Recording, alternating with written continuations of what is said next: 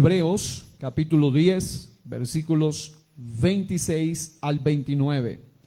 Porque si pecaremos voluntariamente, esto es deliberadamente, después de haber recibido el conocimiento de la verdad, oiga eso, después de haber recibido el conocimiento de la verdad, ya no queda más sacrificio por los pecados, sino una horrenda expectación de juicio y de hervor de fuego que ha de devorar a los adversarios. El que viola la ley de Moisés por el testimonio de 2 o de 3 testigos muere irremisiblemente. ¿Cuánto mayor castigo pensáis que merecerá el que pisoteare al Hijo de Dios y tuviere por inmunda la sangre del pacto en la cual fue santificado? Y esto es lo más fuerte, léanlo allí todos conmigo. E hiciere afrenta al Espíritu de gracia. Oiga eso, afrenta al Espíritu de gracia.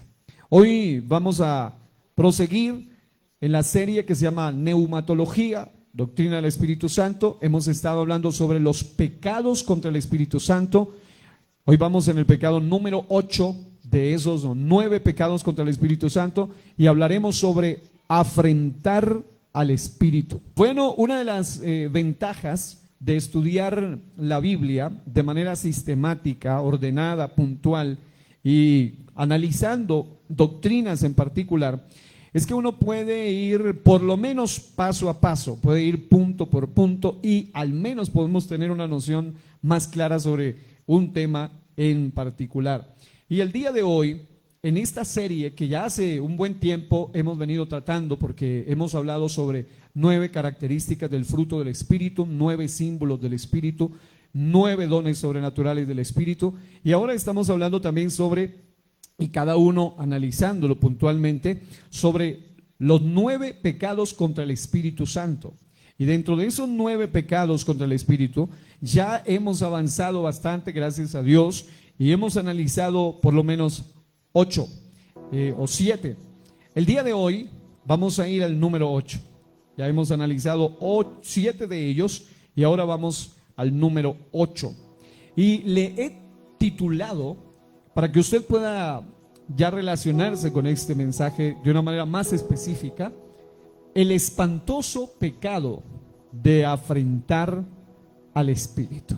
Ahí atrás está en pantalla, dice el espantoso pecado de afrentar al Espíritu. Cada uno de los pecados que hemos venido analizando, los hemos analizado con una frase específica, un término específico, una palabra particular que nos lleva a tener una noción de hacia dónde apunta. Hemos hablado del chocante pecado de burlarse contra el Espíritu y así hemos venido analizando cada uno de ellos con un término en particular. En la ocasión anterior estuvimos hablando del terrible pecado de atentar contra el templo del Espíritu. Y hoy ya ustedes entenderán por qué este pecado se vuelve cada vez más grave. Es decir, los primeros, como fue el primero de los pecados que hemos analizado, es un pecado que no es cometido por todos, sino por un grupo muy, muy específico. Personas sin conocimiento, personas inconversas o personas indoctas. En otras palabras, personas que no conocen pueden llegar a cometer el pecado de burlarse contra el Espíritu, y ya lo analizamos en su momento. Pero también hay otros grupos de personas que cometen los siguientes pecados, y obviamente a mayor nivel de conocimiento, mayor nivel de juicio. Y este es el asunto. El siguiente grupo comete los otros pecados, y los otros pecados son pecados que definitivamente son cometidos por personas que conocen, es decir, por personas no indoctas, sino conocedoras. Mentir al Espíritu, tentar al Espíritu, resistir al Espíritu, son pecados que se van poniendo cada vez peores en consecuencia, Porque quien los hace ya no es un inconverso, un incrédulo o un indocto que se burla contra el Espíritu, sino que ahora son personas ya conocedoras. No profundamente conocedoras, pero por lo menos tienen una noción más amplia y los lleva a cometer estos terribles pecados. Luego hablamos de otros de esos pecados, como son contristar, apagar y atentar contra el templo del Espíritu. Y estos, habíamos dicho, que son cometidos por un grupo todavía más selecto, personas conversas, personas con experiencias, personas con mayor recorrido, personas que han tenido un nivel más profundo en no solo un conocimiento básico, sino ya han tenido algunas experiencias un tanto más profundas, pero ellos pueden llegar a cometer estos tipos de pecados. Pero los que vamos a hablar a partir de hoy, este y el último, este que es el octavo, afrentar al Espíritu, y el último que es blasfemar contra el Espíritu, son dos pecados que se vuelven peores precisamente por quien los comete y por la forma en que los comete. Eso nos va a ayudar a entender, porque hay gente que muchas veces me llegan preguntas de todo tipo y a veces ministros que sinceramente llegan a decir, bueno, pero ¿cuál es la diferencia entre este y este pecado? Hay aparentemente algunas diferencias que son difíciles de distinguir, pero cuando uno analiza esto, evidentemente no es lo mismo el pecado de una persona que no conoce, que se burla, por ejemplo, en cuanto a el hablar en lenguas, se burla de la obra del Espíritu, del poder del Espíritu, lo hace por ignorancia. No es lo mismo una persona que ya conoce y pretende mentir, tentar o resistir al Espíritu Santo. Mucho menos es lo mismo una persona que no solamente conoce, sino que ya pasó hasta por el nuevo nacimiento y ha tenido una conversión y experiencias en su vida y ha contristado, apagado al Espíritu o atentado contra el templo del Espíritu. Evidentemente esa persona definitivamente va a tener mayor nivel de castigo, pero cuando uno habla de afrentar al Espíritu, una de las particularidades, y aquí iniciamos con este mensaje, es que quien lo comete no es ni una persona no conocedora, ni una persona levemente conocedora, ni una persona simplemente convertida y con algunas cuantas experiencias, sino que quien comete el pecado de afrentar al Espíritu tiene una característica adicional que lo hace todavía más terrible, y es que quien lo comete es un impío. Alguien dice, bueno, ¿y qué es un impío? Entonces vamos a analizar un poquito eso, y una vez que analicemos eso con el ejemplo que les he traído, creo que con la ayuda del Señor va a quedar muy claro, porque Dios quiere hablarnos claro para que evitemos caer en algo tan horrendo y a la vez espantoso, por eso le llamamos así, como afrentar al Espíritu de gracia. Note eso, no es afrentar a cualquier espíritu, es afrentar al Espíritu de gracia.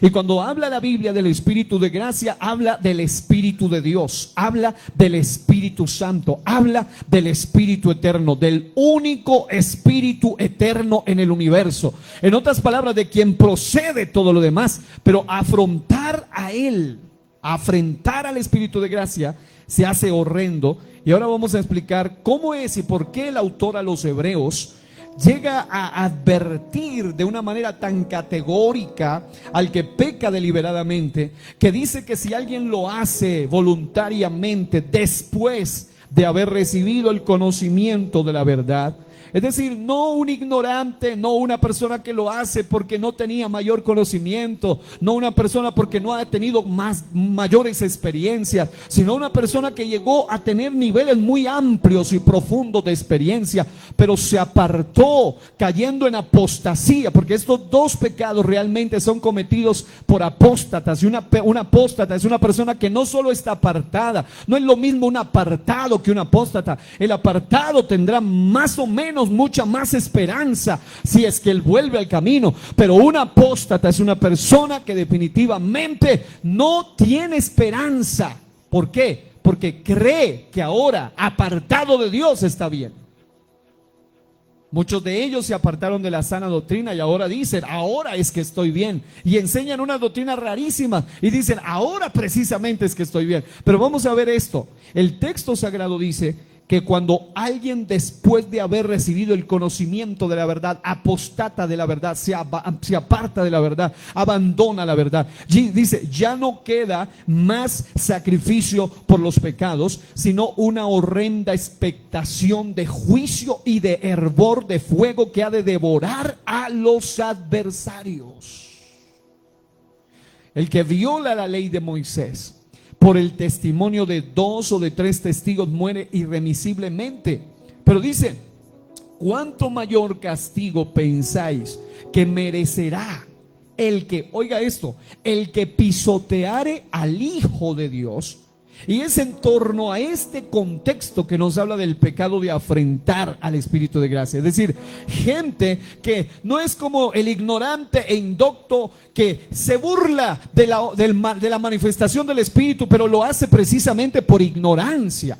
No es lo mismo que el que es levemente conocedor, que por ignorancia también, pero con algo de conocimiento, comete otros pecados. O el converso que ha tenido un poco más de experiencia y llega a cometer esos pecados. Este se vuelve peor porque es cometido por una persona que ha tenido el conocimiento de la verdad. Una persona que ha tenido la experiencia del Espíritu. Una persona que ha tenido la experiencia de conocer al Hijo de Dios. Una persona que ha tenido la experiencia de la sangre del pacto en su vida, porque dice la Biblia que pisoteare al Hijo de Dios y tuviere por inmunda la sangre del pacto en la cual fue santificado. Y oiga bien, e hiciere afrenta al Espíritu, con E mayúscula, está hablando del Espíritu de Dios, al Espíritu de gracia. Dice, pues conocemos, texto seguido, al que dijo, mía es la venganza, yo daré el pago, dice el Señor. Y otra vez, el Señor juzgará a su pueblo. Horrenda cosa es caer en manos del Dios vivo. Si hay algo terrible, es caer en manos del Dios vivo. Y más aún en la condición que cae el personaje que afrenta al Espíritu. Afrentar, desde ahí usted va a ir comprendiendo por qué es tan grave este pecado y por qué este pecado se cataloga entre los pecados últimos y por qué el que sigue incluso es llamado imperdonable, el de la blasfemia contra el Espíritu, porque este precede al que sigue. Y vamos a ver en qué consiste. La palabra afrenta allí en el versículo es un término que proviene del griego enubrizo y su significado abarca varias acciones. Solo con escuchar lo que implica esto, ya usted se dará cuenta de la gravedad de este asunto. Número 1, significa insultar. Número 2, despreciar. Número 3, ofender. Número 4, agraviar. Y número 5, ultrajar. Pero lo que hace todavía más grave el asunto es que es un asunto o un acto, un pecado de profunda irreverencia, pero cometida deliberadamente. Es decir, premeditadamente, a propósito, adrede, voluntariamente, intencionalmente, con conciencia y sin ningún desconocimiento. Es importante distinguirlo de uno de los pecados que hablábamos, que se llamaba resistir al Espíritu, que implica oponerse a la obra de Dios, luchar en contra del Espíritu, combatir o rebelarse, un pecado que nace de la terquedad y la necedad del corazón. Pero afrentar al Espíritu literalmente significa insultarlo, despreciarlo, ofenderlo, agraviarlo y ultrajarlo a propósito y con plena conciencia. Voy a ponerles un ejemplo un poco extraño, pero que cabe perfectamente en el asunto.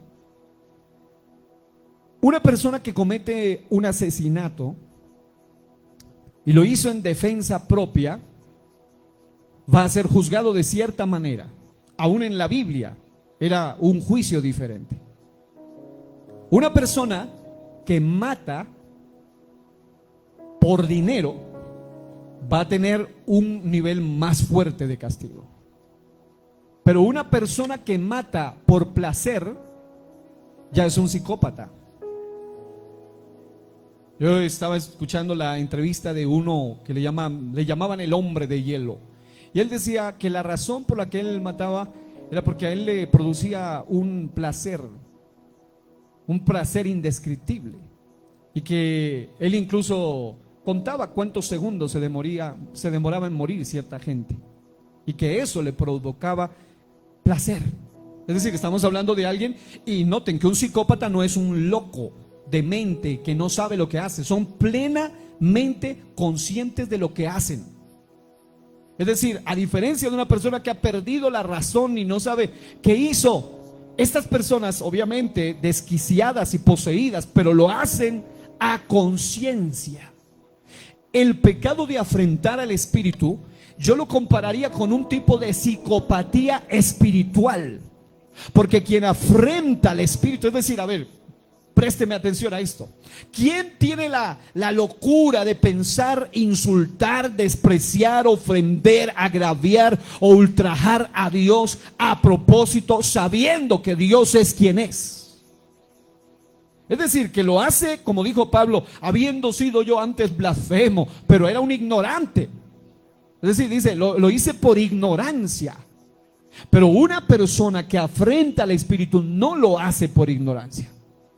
Lo hace con plena certidumbre, y eso es lo que hace que este pecado se vuelva todavía más grave y todavía más aberrante. Afrentar al espíritu es un pecado que cometen, por esa razón no lo cometen ni los inconversos, no lo cometen los conocedores leves ni los conversos, sino los impíos. Y los impíos son personas que pecan deliberadamente, como lo expresa primera de Pedro capítulo 4 versículo 18. Y si el justo con dificultad se salva, ¿en dónde aparecerá el impío y el pecador? La palabra griega asebes es la palabra que describe al impío como alguien indiferente, traidor e infiel. En otras palabras, para que alguien sea infiel, ese alguien tuvo que tener pacto. Para que alguien sea infiel, ese alguien tuvo que tener relación. Para que alguien traicione, ese alguien tuvo que tener cercanía. Y hay un ejemplo en la Biblia que voy a hablarles hoy que nos va a reflejar profunda y directamente lo que es este pecado.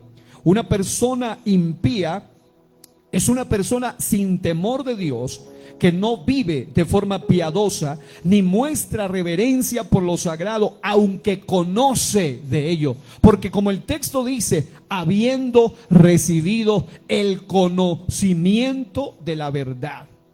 No es como aquellos que se quedan en la tribulación, de la cual la Biblia dice que no recibieron el amor de la verdad para ser salvos. No, ellos lo rechazaron, sino que esto lo habían recibido, pero luego de haberlo recibido, decidieron afrentar al Espíritu de gracia, pisotear la sangre de Cristo, burlarse de las cosas sagradas, traicionar a Dios, ser indiferente, ser traidor, ser infiel. La impiedad se refiere a aquel que no solo se aparta de Dios. Recuerden, hay una distinción muy notable entre el apartado y el apóstata. El apartado, cuando uno se lo encuentra, muchas veces demuestra vergüenza, demuestra tristeza y expresa tristeza. Muchos de ellos dicen, yo quisiera regresar, pero qué difícil ha sido, qué duro es, me siento mal en esta condición, sé que tengo que regresar. El apóstata dice, ahora conocí la verdad, ahora me siento bien, ahora sí, no cuando, como me dijo una vez literalmente un tipo que me encontré en una ocasión, que fue un creyente de la congregación y hablaba en lenguas y era muy fervoroso, muy efusivo. Se desapareció por varios meses y un día me lo encontré en un taxi, era taxista, y él me dice, yo le digo a él primeramente, ¿por qué no ha regresado mi hermano? Lo hemos extrañado. Su rostro ya no era el mismo, su expresión facial no era la misma, y él me dice, es que ahora conocí la verdad, estoy en tal lugar. Y yo le digo, ¿y cómo fue eso, mi hermano? Y me dio por decirle precisamente esto. Digo, pero hermano, usted era un hombre muy avivado, usted hablaba en lenguas. Y literalmente él me dijo, cuando yo hablaba en lenguas, no era Dios. Eso que hacen ustedes allí, eso es demoníaco, eran demonios que me hacían hablar en lenguas, pero nunca, eso no era de Dios. Y empezó a hablar una cantidad de cosas en contra del Espíritu Santo. Él ya blasfemó, que es peor, pero además afrentaba al Espíritu de gracia, porque era uno de los líderes más reconocidos acá. ¿Por qué estoy poniendo este ejemplo? Porque el pecado de afrentar al Espíritu no lo comete gente ignorante, no lo comete gente indocta o sin conocimiento de Dios. Por esa razón, cuando se trata en juicios de un psicópata, el asunto es más serio, es todavía peor. ¿Por qué? Porque el psicópata lo hace con plena conciencia y por razones por razones, ninguna de las razones para quitarle la vida es lógica, pero ellos los hacen por asuntos completamente ilógicos, como simple placer. Incluso el hombre de hielo del que les hablaba decía que él hacía apuestas en algunos momentos para ver cuánto se demoraba en morir uno y cuánto se demoraba el otro y para qué lado caía. Y esa era su forma, simplemente qué rostro ponía. Son gente que se deleita en la maldad. De la misma manera, la psicopatía espiritual de afrentar al Espíritu Santo hace que la persona se deleite ahora afrentando, insultando, ultrajando, siendo irreverente, despreciando, ofendiendo, agraviando lo que viene de Dios. Y amados hermanos, si hay algo que los hijos de Dios verdaderos siempre tenemos, se llama temor a Dios. Y el temor a Dios es el principio de la sabiduría, es lo que te hace actuar con prudencia, con recato. Cuando tú no hablas ahí apresuradamente, locamente, sino que analizas antes de decir algo. Y más aún cuando es sobre Dios, sobre el bendito Espíritu de gracia. Ahora, mis hermanos amados, para que ustedes puedan tener una noción todavía más cercana, este pecado terrible que hoy le he llamado una psicopatía espiritual, del pecado de afrentar al Espíritu, es cometido por gente o por personas que primero recibieron el conocimiento de la verdad, que participaron del Espíritu, que tuvieron experiencias, que estuvieron sumergidos en diferentes pactos y compromisos, pero a pesar de haber tenido profundas experiencias espirituales, encuentros con Dios indudables, innegables, e incluso privilegios específicos otorgados por Dios, ellos eligieron deliberadamente traicionarlo. Ellos escogieron deliberadamente afrentarlo o serle infieles a él. Tomaron una decisión fatal para ellos: darle la espalda a quien tanto bien les había hecho. Y si, amados, hay algo terrible que le puede pasar a alguien, es ser mal agradecido y desagradecido con aquel que nunca nos ha hecho algo malo. Cristo el Señor, que es el Espíritu de verdad y es el Espíritu de gracia encarnado, el Espíritu de gracia manifestado, Él es el único que ha hecho por nosotros lo que nadie más puede hacer por nosotros. Es más, lo que nadie más haría por nosotros. No hay nada que Él haya hecho que sea malo. Al contrario, todo lo que Él ha hecho es perfectamente bueno. Habrá alguno que sabe que lo que Él ha hecho es perfecto. Su sacrificio es perfecto. Y el Espíritu de gracia, como Espíritu, no podía derramar sangre, porque es Espíritu. Pero ese Espíritu de gracia se incorporó, se hizo hombre. El Verbo se hizo carne. Y ese Espíritu de gracia se hizo hombre. Lo decía el domingo pasado, lo decía allá el otro día en el evento en el Cauca. Lo reitero, esta frase una vez más quiero mencionarla. Sí, los hombres siempre quieren hacerse Dios por vanidad, por orgullo, por poder, por fama. Pero solo Dios quiso hacerse hombre basado en amor, basado en gracia, basado en misericordia. Y amados hermanos, eso debe motivarnos para decir: Señor, tú, siendo quien eres, quisiste hacerte semejante a los hombres, y estando en la condición de hombre se humilló a sí mismo, dice la palabra del Señor, tomando forma de siervo. Como siervo experimentó todos los tipos de heridas posibles. Fue clavado, fue punzado, fue traspasado, fue abofeteado, que es con un elemento golpeante, fue golpeado, fue escupido, le arrancaban su barba, dice la Biblia. Fue sometido al latigazo, fue latigado también. Pasó todo tipo de dolor, no solo físico, pero también interno. Él recibió el rechazo aún desde el vientre de su madre, cuando no hubo lugar para ellos en el mesón. Los bebitos sienten las emociones que tienen sus mamás. Y amados hermanos, el Señor vino a experimentar todo eso para que se cumpla la palabra que dice: no tenemos un sumo sacerdote que no pueda compadecerse de nuestras debilidades, sino uno que fue tentado en todo, pero sin pecado. ¿Habrá alguien que pueda aplaudirlo a Él en este día con fuerza y dar gloria a Dios?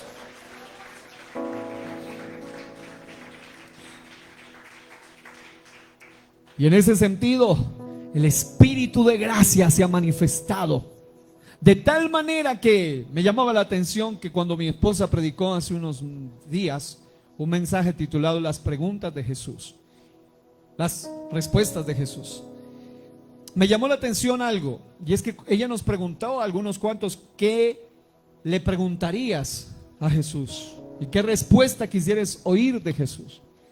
Y uno de los hermanos fue el hermano Andrés. Dijo: ¿por qué me escogió?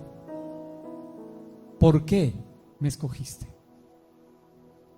Similar a la pregunta del Salmo 8 que dice: ¿qué es el hombre?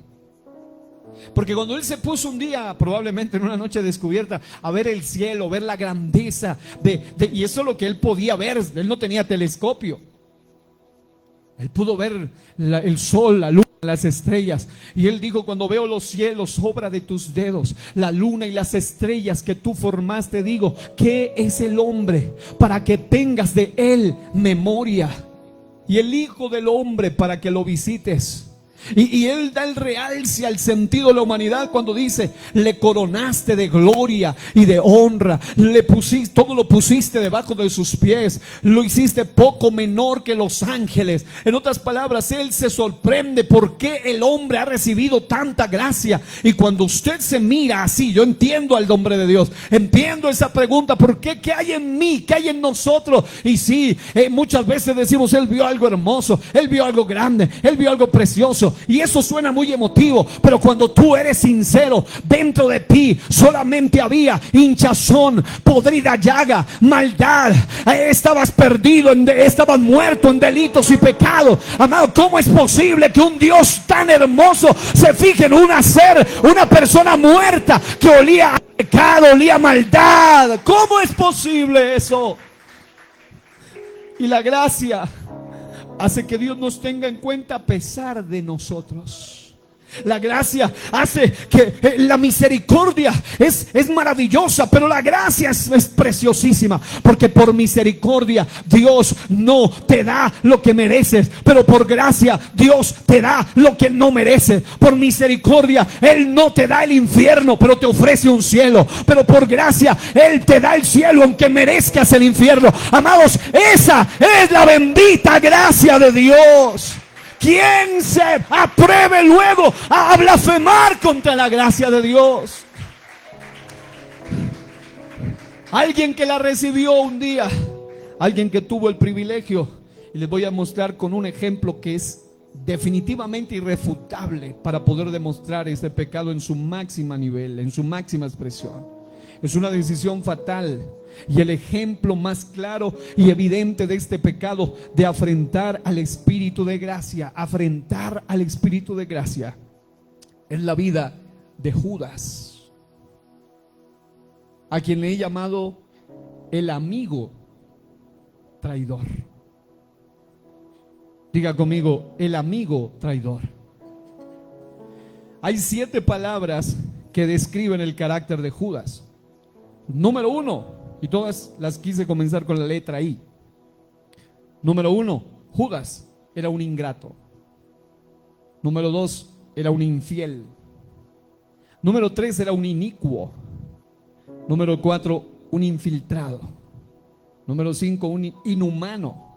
Número 6, un insensato. Y número 7, un impío. ¿Por qué? Porque cuando empezamos a hacer un breve análisis de Judas, Judas significa alabanzas al Señor. El nombre Judas es bueno. Hoy en día casi nadie quiere ponerle Judas a sus hijos. Nadie está diciendo, ay, cuando me nazca niño le voy a poner Judas Caín. Nadie quiere esos nombres. No queremos por la connotación. Pero Judas es un nombre que tiene un buen significado. Significa alabado sea el Señor o alabanzas al Señor. Pero Judas era una mezcla extraña, porque Judas era apodado el Iscariote. E Iscariote puede traducirse como asesino a sueldo.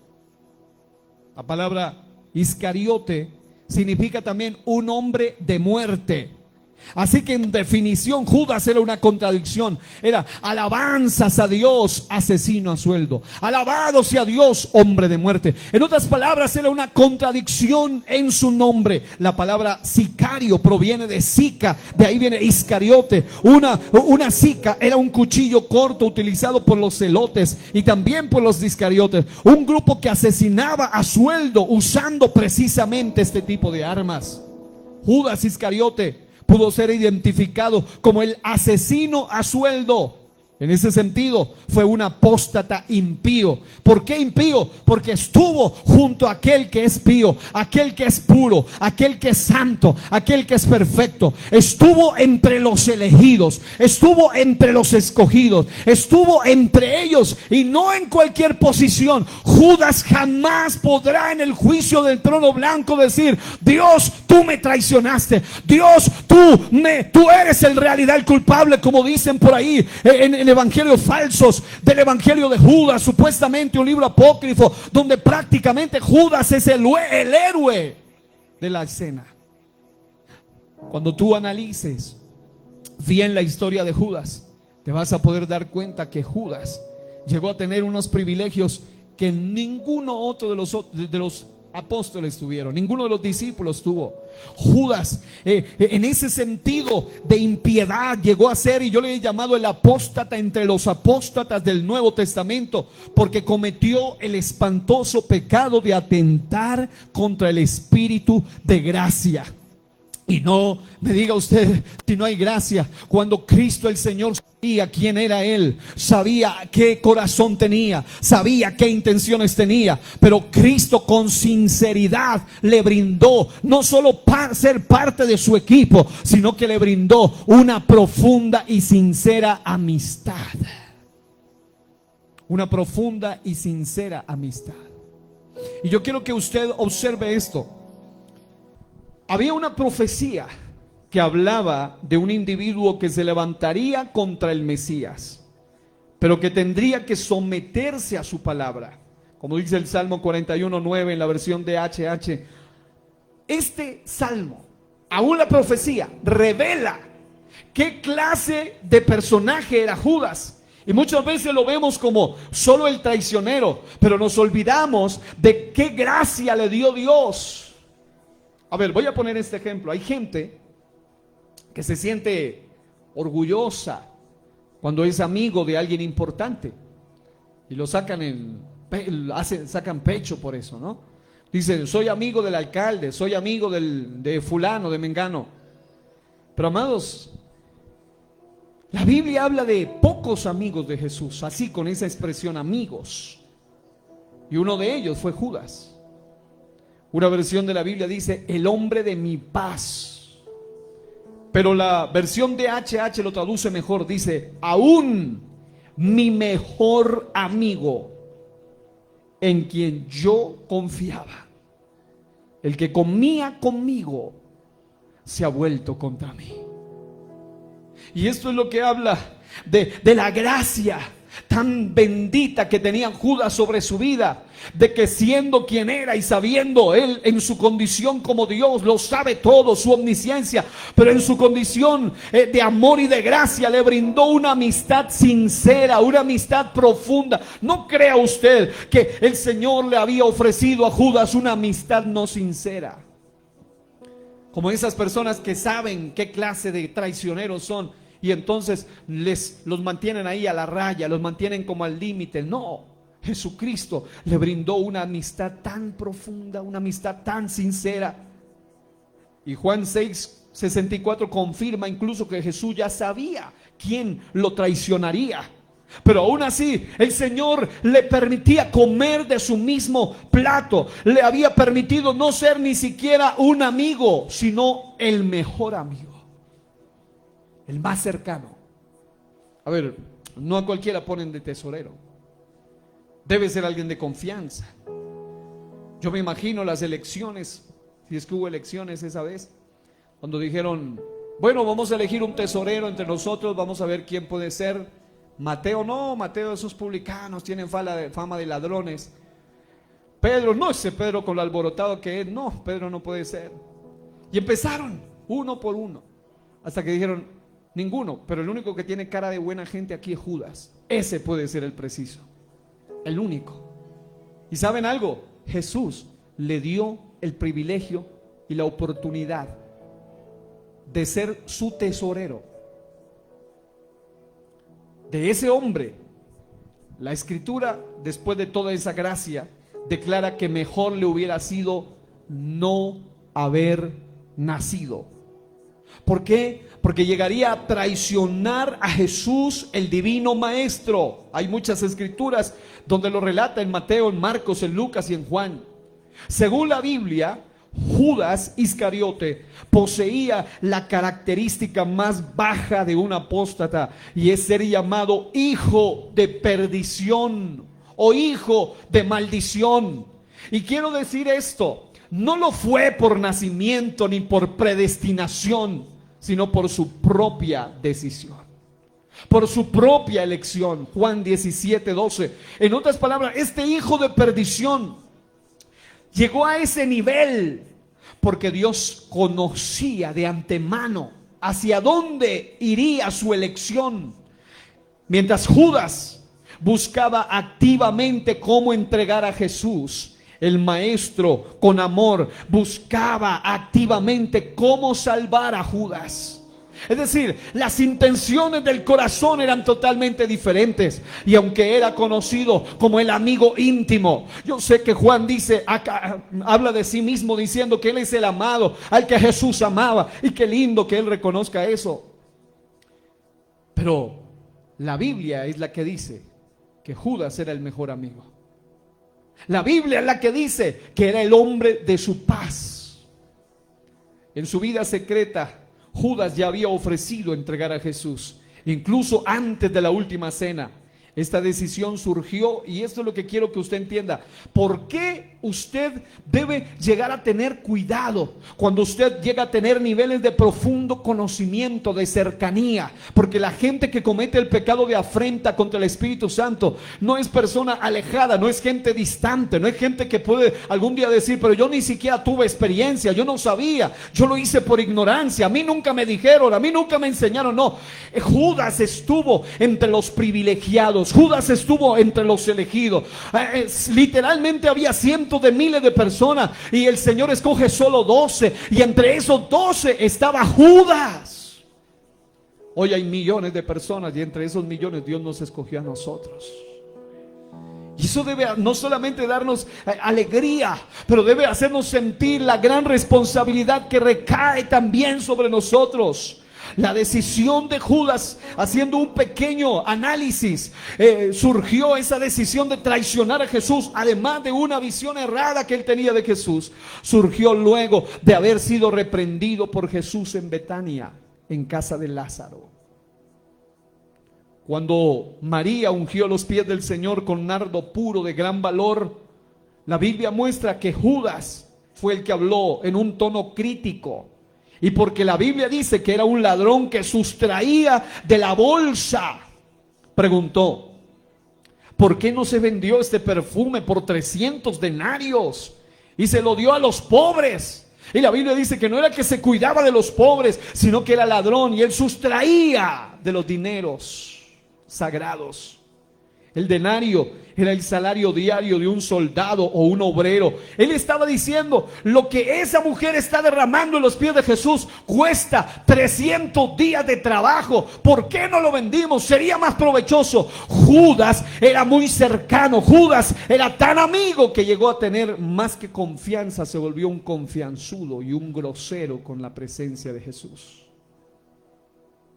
Y una de las cosas que es la antesala a la caída en este pecado es cuando tú has experimentado tanto las cosas sobrenaturales y la presencia de Dios.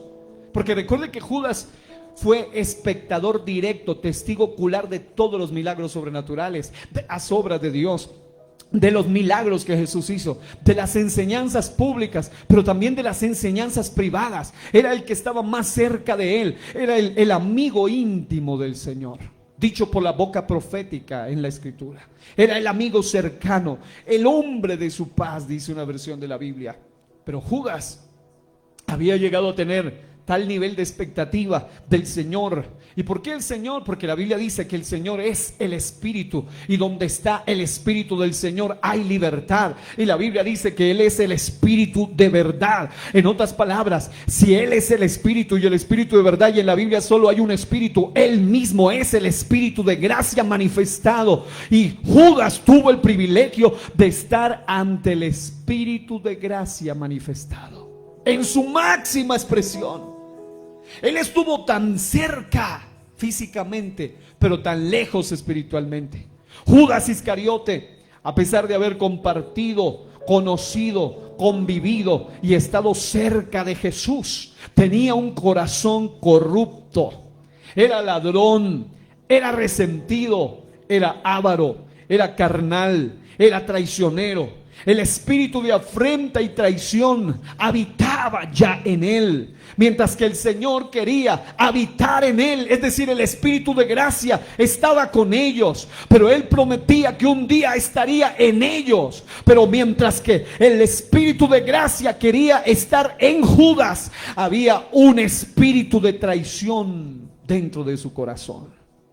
Aunque Judas fue uno de los 12 que recibieron poder para echar fuera demonios, Judas terminó abriendo la puerta de su vida a los demonios y permitió que un principado llamado Satanás entrara en él.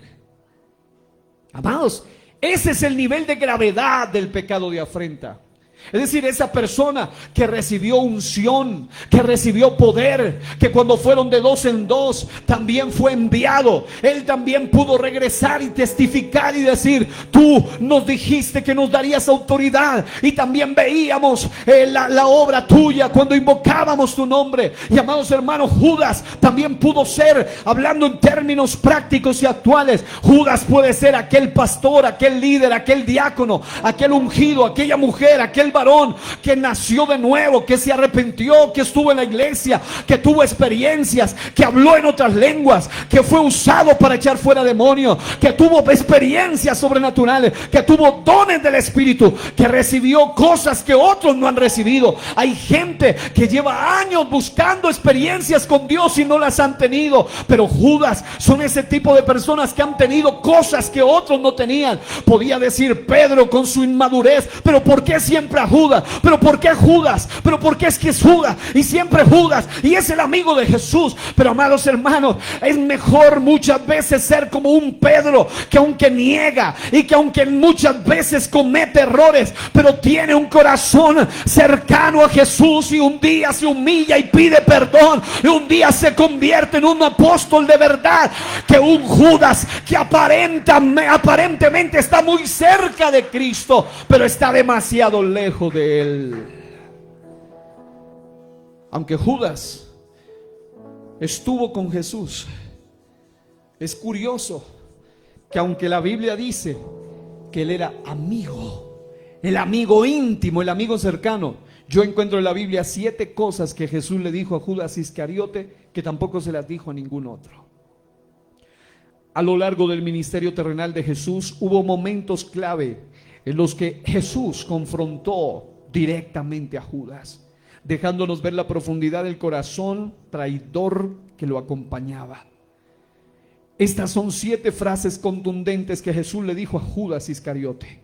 Primero, y uno de vosotros es diablo. Juan 6, 70 al 71. En este fuerte señalamiento, posiblemente hecho en Capernaum, Jesús usa el término diabolos, que significa detractor, calumniador, ultrajador, alguien que afrenta. Él le dice: uno de ustedes me va a afrentar. Es el espíritu, el pecado de afrentar. No solo lo identificó, sino que expuso la naturaleza espiritual de su traición. Número 2, él dice: uno de vosotros que come conmigo me va a entregar. Marcos 14, 18. Esto fue en el aposento alto mientras compartían la cena. Jesús revela que uno de sus propios compañeros, uno de los más cercanos, sería infiel, entregándolo a sus enemigos. Si hay algo terrible, es en la vida práctica que alguien sea llevado preso, o sea traicionado, o sea incluso raído de esta tierra, y que cuando se investigue se sepa que uno de su círculo más cercano fue el que lo delató, el que lo traicionó. Eso es terrible, eso es doloroso. Cuando muchas veces leyendo el libro de los mártires encontraba cosas que me impactaban, como muchas veces prometidos denunciaban a sus prometidas que no querían renunciar a Cristo, y ellas morían de las maneras más horripilantes, y sabían quién fue que las delató. Cuando muchas veces hijos podían delatar a padres, o padres a sus propios hijos, y eso produce dolor.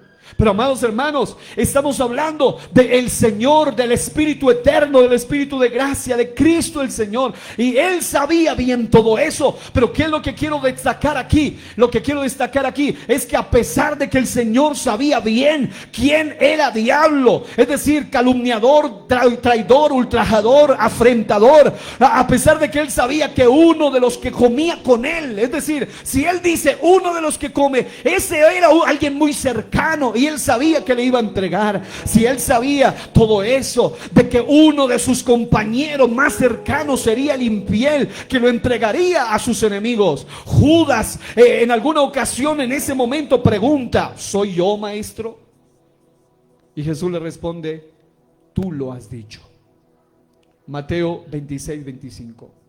En el mismo contexto íntimo del aposento alto, Jesús confirma que Judas sabía lo que estaba a punto de hacer y lo confronta con la verdad. Pero miren, eso es el Espíritu de gracia. A ver, ¿qué es el Espíritu de gracia? Yo quiero que preste atención a esto.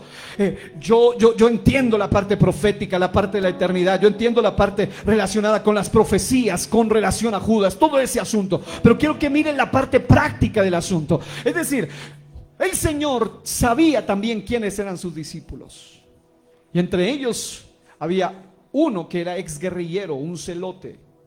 Había otro que era un tipo que aún después de 3 años y medio andaba armado, y era Pedro. Y era un tipo bravo. Él sabía qué clase de personas eran ellos, y además eran mayoría, eran 11 contra 1. Una persona que no tiene gracia hubiese delatado a Judas públicamente. Pero ¿saben qué sucede?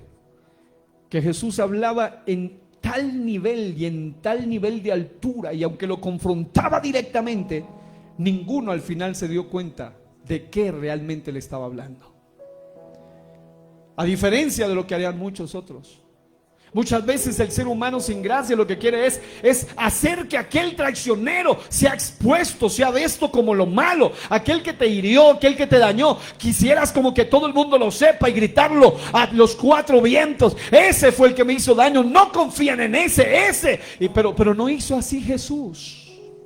Jesús hizo algo diferente. Jesús le hablaba en códigos de amigo, el lenguaje donde solo los amigos entienden de qué estás hablando. Yo sé lo que Judas sabía cuando él le decía: tú lo has dicho.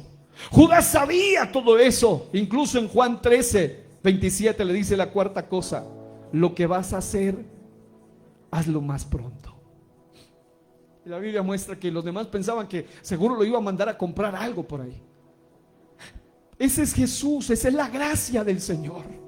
El Señor tiene tal nivel de gracia que aunque Él sabe exactamente hasta nuestros pensamientos y cada uno de los pecados más recónditos y secretos y privados y ocultos, Él no nos delata públicamente. Él lo primero que quiere es confrontarnos en un lenguaje que solo tú y yo entendemos. ¿Te ha pasado alguna vez cuando tú recibes una palabra y tú sabes que Dios te habla directo a tu corazón?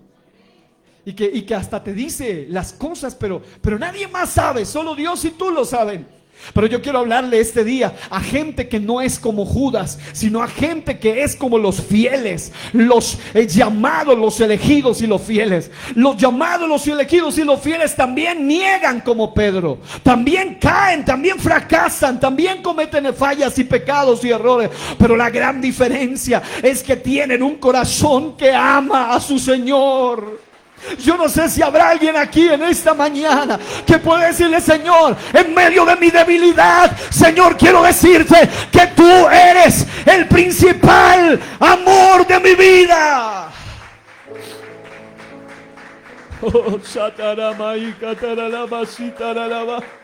Él es el principal y debe ser el principal amor de nuestra existencia.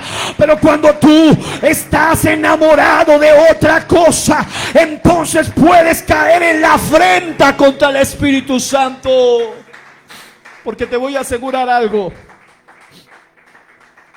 Jesús decía en voz profética: Judas es mi mejor amigo. Pero Judas decía: este puede ser el político que va a libertar nuestra nación de Roma.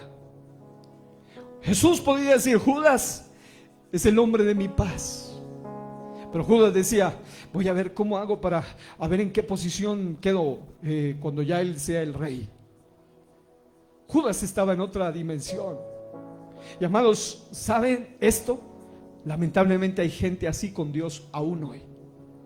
Gente que dice buscar a Dios, pero con intenciones secundarias, que no hay una sinceridad en el corazón de ellos. Hay gente que solo busca a Dios por lo de los milagros. Y aquí en la iglesia hay muchos testimonios de eso, de gente que ha recibido milagros. Algunos se han apartado y deseo que regresen. Pero si alguno de ellos ha cometido la apostasía de afrentar al Espíritu, es triste lo que puede pasar con ellos. Porque el que se aparta, aún estando allá, dice: qué mal agradecido soy. Qué mal agradecida soy. Cristo no me ha hecho nada malo. Como le dijeron una vez a Policarpo, uno de los llamados de la patrística, le dijeron: tienes una oportunidad antes de morir ahí en la hoguera, quemado y abrazado por el fuego. Y la oportunidad que tienes es negar a ese Cristo y vivir. Pero si afirmas ser cristiano y amar a ese Cristo, hoy vas a morir. Y una de las tantas respuestas que él dice es: ¿cómo yo voy a negar a alguien que nunca ha hecho nada malo contra mí? Que todo lo que ha hecho es bueno. Amados hermanos, que se despierte en esta iglesia una pasión real por amar al Señor, no por lo de los panes y lo de los peces y lo de los milagros y lo de las sanidades, no, sino por quién es Él realmente. Que te conviertas como una especie de Pablo, que diga: el Señor me dijo, bástate mi gracia, porque mi poder se perfecciona en tu debilidad. Sigue sanando enfermos, Pablo, sigue orando por enfermos, dijo Pablo, pero tú te vas a morir con esa enfermedad, pero me vas a ser fiel hasta el final. La enfermedad no es lo más importante. Lo más importante es serle fiel. El milagro no es lo más importante. Habrá alguno que puede aplaudir ahora mismo la gloria de Dios aquí en este lugar.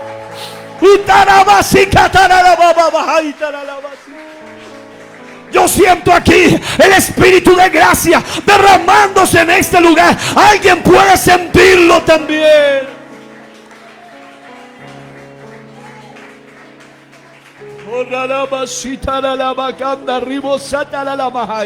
Hay poder, hay poder, hay poder. Ha venido en este momento un espíritu de gracia sobre este lugar. Ha venido en este día un espíritu de gracia sobre esta casa.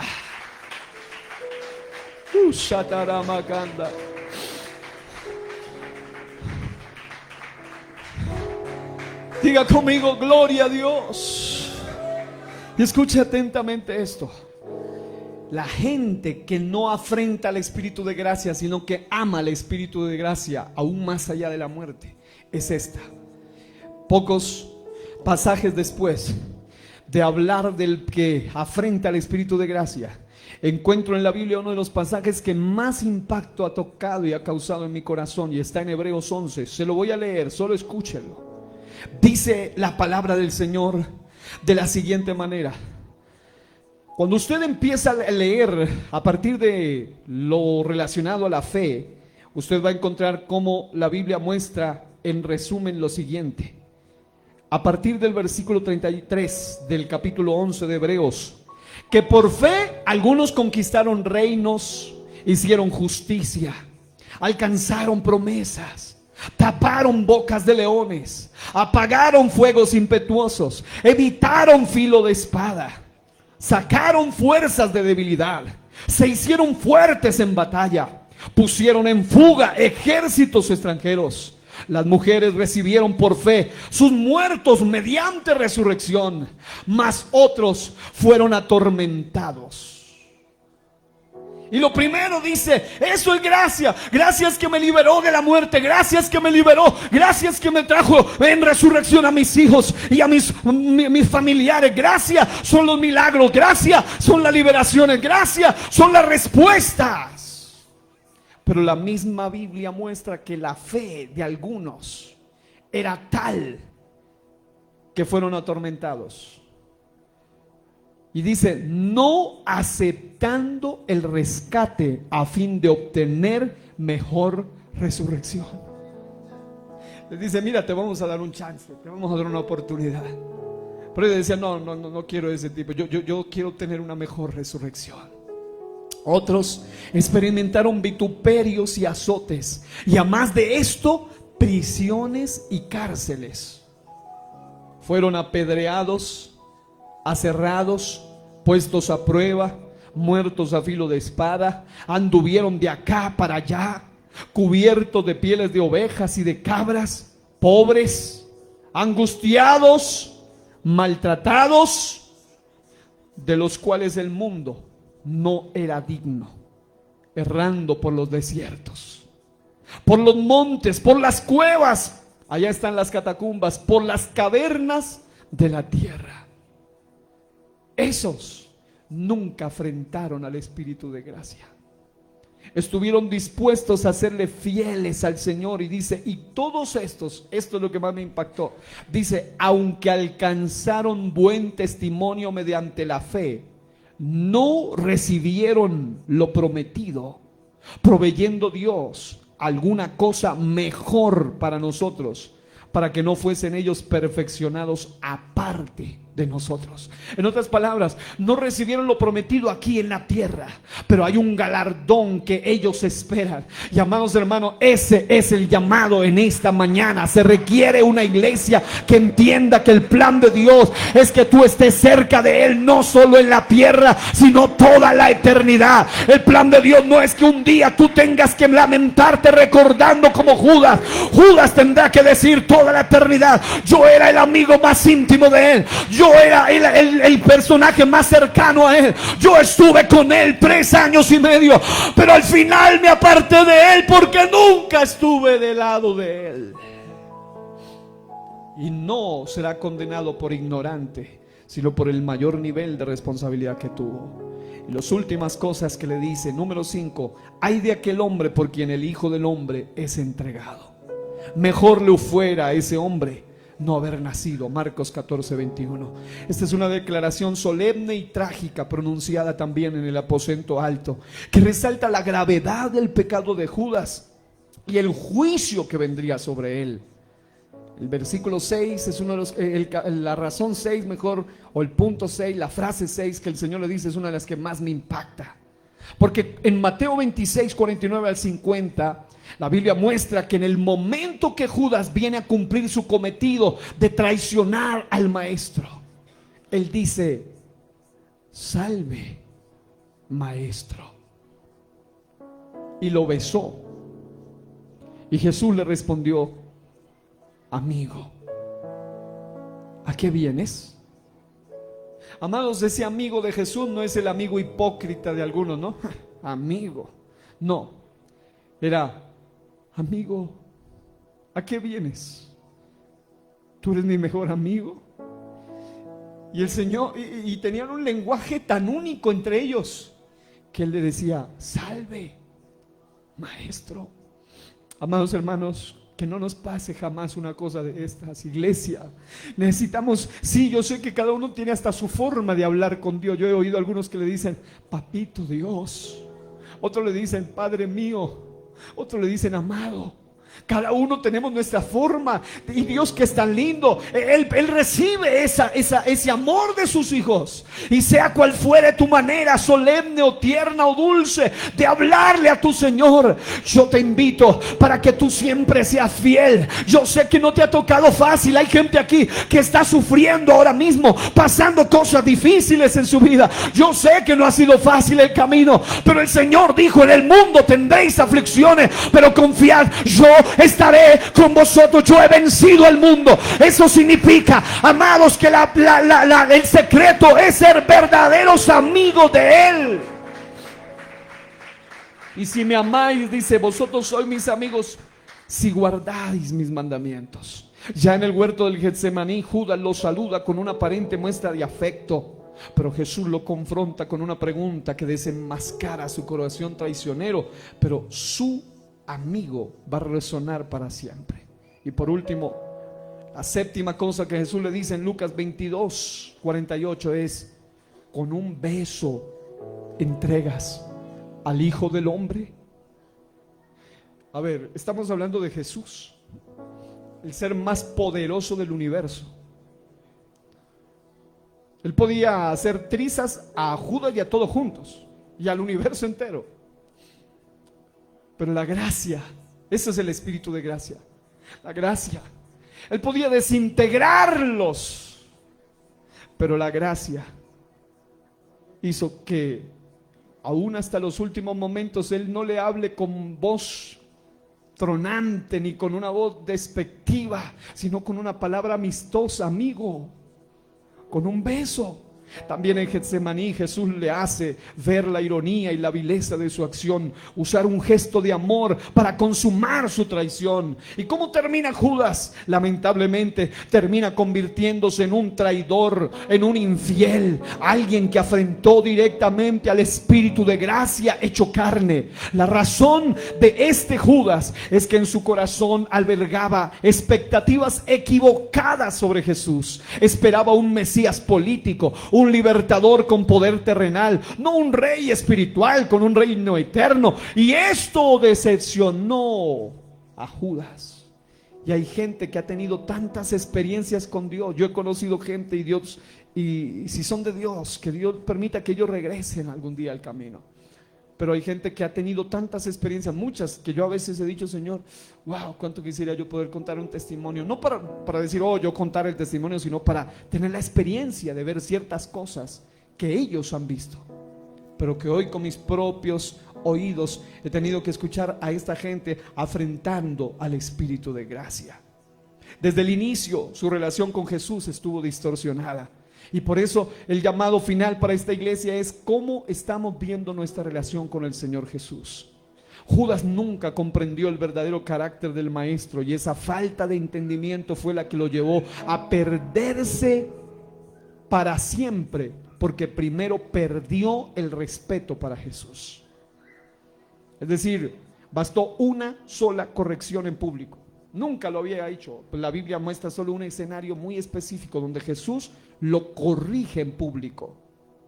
Y aunque fue dada con ternura en la casa de Lázaro para que su orgullo se quebrara, aquello fue la gota que colmó el vaso y lo impulsó a tomar una decisión final: entregar a Jesús por 30 piezas de plata, el precio de un esclavo.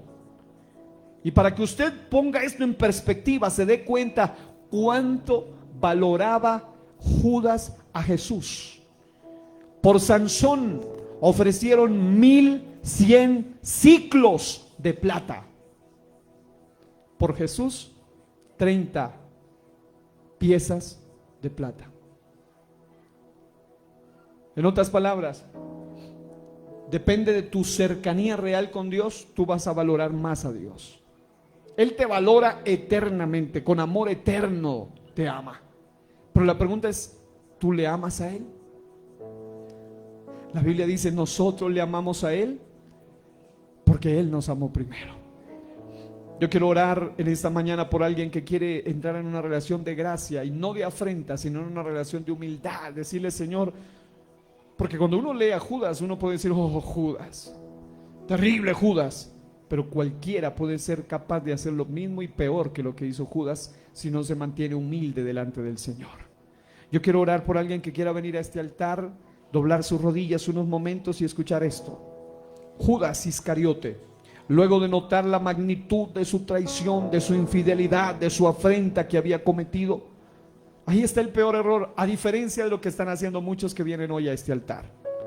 Judas recurrió a los sacerdotes para enmendar su falta. La Biblia muestra que Judas, cuando se dio cuenta de lo que iban a hacerle a Jesús, inmediatamente corrió donde los sacerdotes. Quiten por favor estas sillas de aquí, mis hermanas. El líder, por favor, ayúdenme a mover esto allí para que haya espacio. Cuando Judas se da cuenta de lo que iban a hacerle a Jesús, qué terrible. Él corre hacia donde los sacerdotes, pero ellos le dicen, allá tú, que a nosotros, no tiene nada que ver con nosotros esto. Grave error.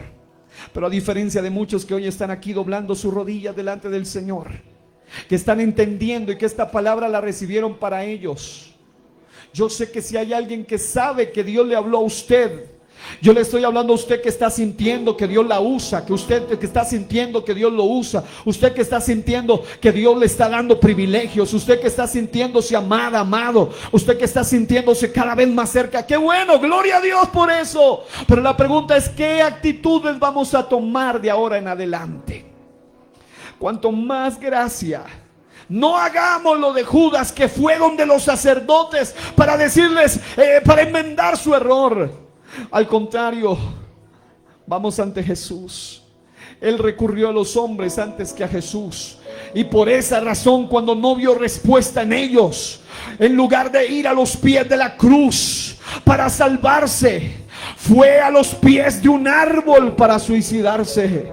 La Biblia relata que este hombre, cuando fue a quitarse la vida colgándose, hay una narración en Hechos 1:16 que muestra algo interesante, y es que muy probablemente la soga o el lazo con el que estaba queriendo colgarse se arranca, luego cae de cabeza, se abre por la mitad, se salen sus entrañas, rueda, y la muerte de Judas es trágica. Así termina Judas, sus entrañas saliéndose por todos lados.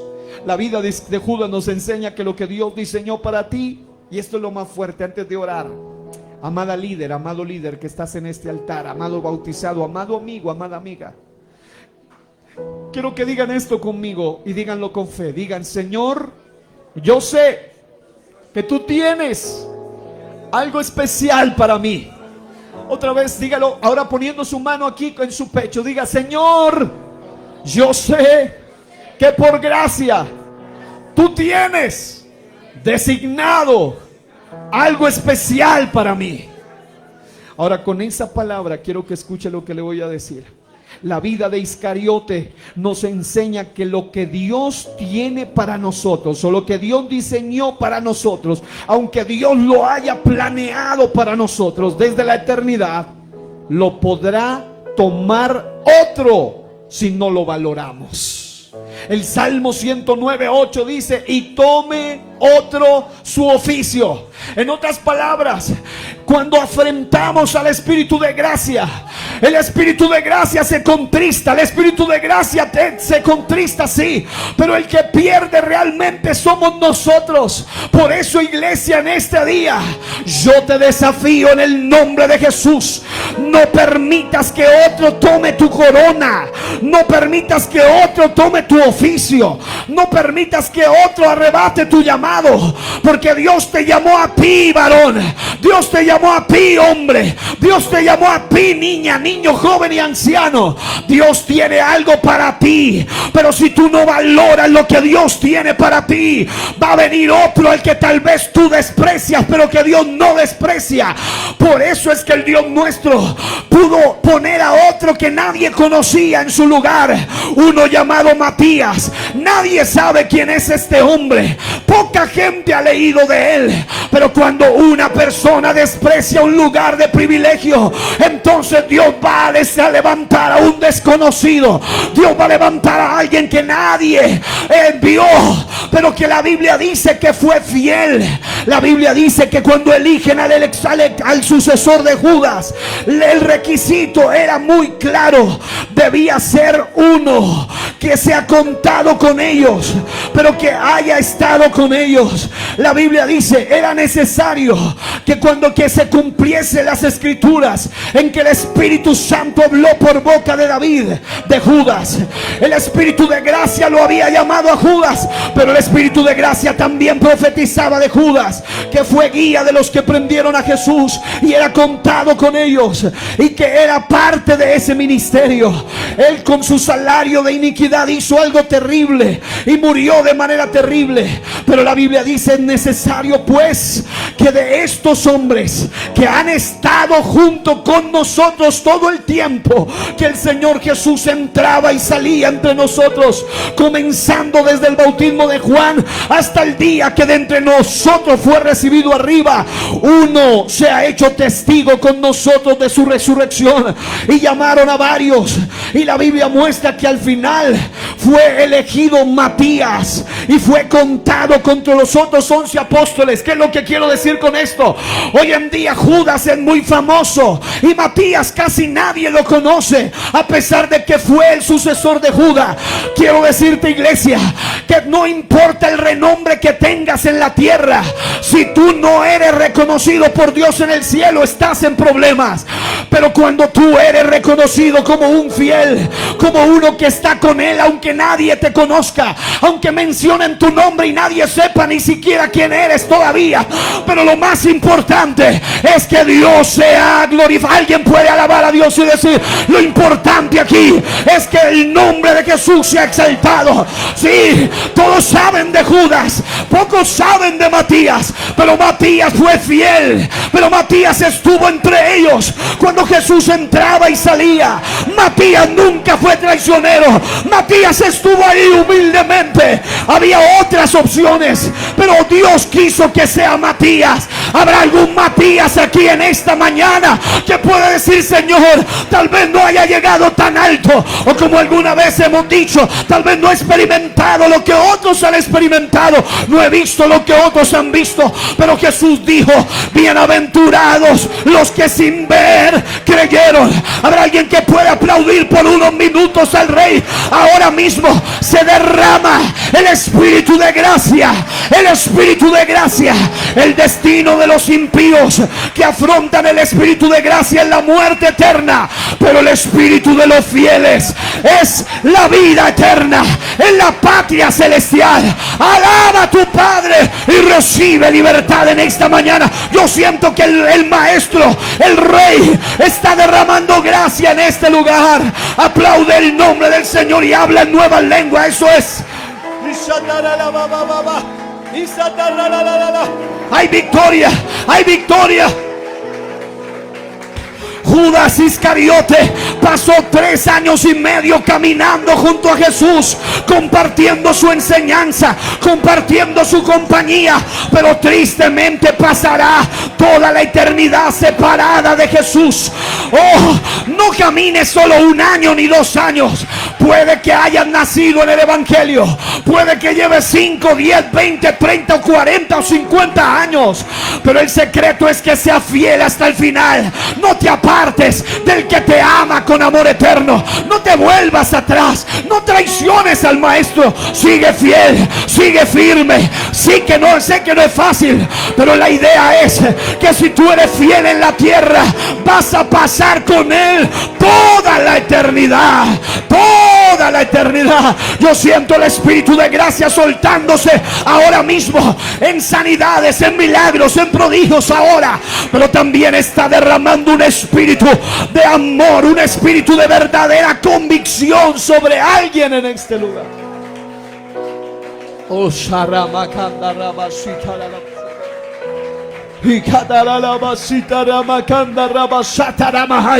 Yo estoy hablándole a mujeres y varones que están en este recinto, desde la entrada y hasta este altar, y aquellos que están oyendo a través de la internet, gente que fue llamada por Dios, fuente que fue escogida desde antes de la fundación del mundo, que también tiene luchas y batallas, que también tiene un carácter fuerte como Pedro, que también tiene luchas fuertes como los otros discípulos, pero que a diferencia de Judas están dispuestos a volver a los pies de la cruz, o están dispuestos a volver a los pies del Maestro.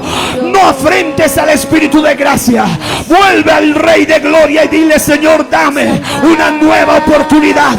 No quiero ser el frío de la iglesia, no quiero ser el indiferente de la iglesia, no quiero afrentar al Espíritu de gracia. Al contrario, quiero alabar, quiero gozar, quiero exaltar el nombre del Señor.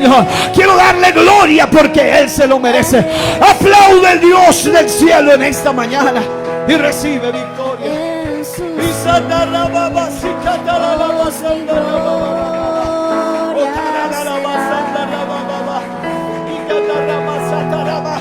El Señor te está haciendo hablar en otras lenguas, y es el Espíritu de gracia. Valora esa gracia.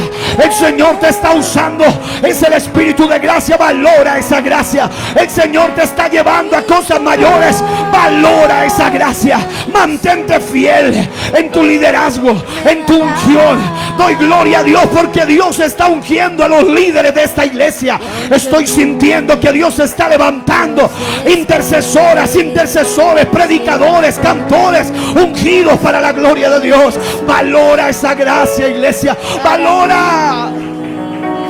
Y Señor, gracias por darme el privilegio de ser tu servidor. Gracias, Señor, por darme esta oportunidad de estar aquí, siendo indigno, pero por tu gracia estoy aquí. Señor, no permitas que nos apartemos, y mucho menos que te afrentemos. Danos gracias, Señor. Ayúdanos a serte fieles.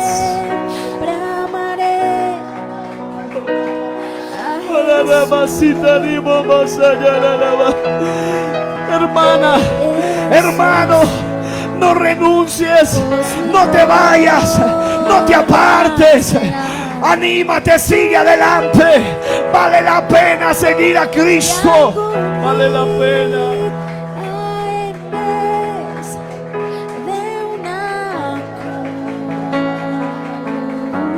Satarama sataralaba. Harama satarama kandarama sataralaba. Irvoseyama satarama. siempre amaré a Gracias. Jesús. Gracias, Señor. En sus triunfos mi gloria será. Dios, Señor, qué privilegio sentirte. No quiero pisotear tu sangre. No quiero afrentar al Hijo de Dios. No quiero pasar por encima de tu gracia. No quiero afrentar tu gracia. Al contrario, quiero estar sometido a tu sacrificio. Ayúdanos a ser fieles hasta el final.